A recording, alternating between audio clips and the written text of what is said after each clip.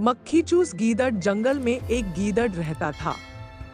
वह बड़ा का कंजूस था। क्योंकि वह एक जंगली जीव था, इसलिए हम रुपए पैसों की कंजूसी की बात नहीं कर रहे। वह कंजूसी अपने शिकार को खाने में किया करता था।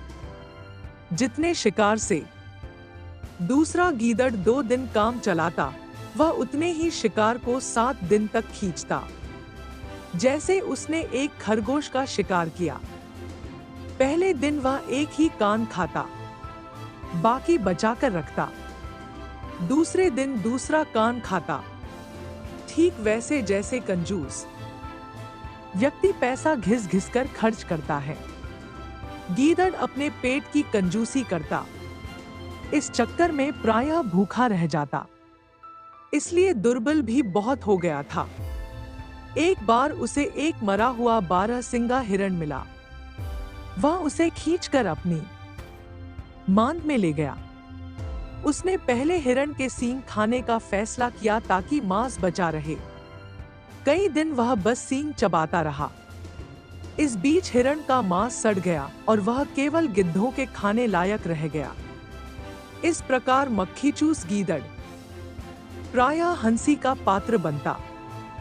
जब वह बाहर निकलता तो दूसरे जीव उसका मरियल सा शरीर देखते और कहते, वह देखो, मक्खीचूस जा रहा है। पर वह परवाह न करता। कंजूसों में यह आदत होती ही है। कंजूसों की अपने घर में भी खिल्ली उड़ती है, पर वह इसे अनसुना कर देते हैं। उसी वन में एक शिकारी शिकार की तलाश में एक दिन आया।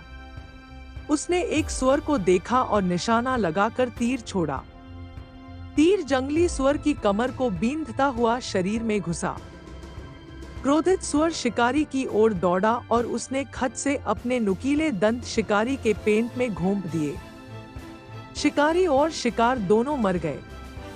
तभी वहां मक्खीचूस गीदड़ आ निकला। वह खुशी से उछल पड़ा। शिकारी व सुअर के मांस को डोट कम से कम 2 महीने चलाना है। उसने हिसाब लगाया। रोज थोड़ा थोड़ा खाऊंगा, वह बोला। तभी उसकी नजर पास ही पड़े धनुष पर पड़ी। उसने धनुष को सूंघा। धनुष की डोर कोनों पर चमड़ी की पट्टी से लकड़ी से बंधी थी। उसने सोचा, आज तो इस चमड़ी की पट्टी को खाकर ही काम चलाऊंगा। मांस खर्च नहीं करूंगा, पूरा बचा लूंगा। ऐसा सोचकर वह धनुष का कोना मुंह में डाल पट्टी काटने लगा।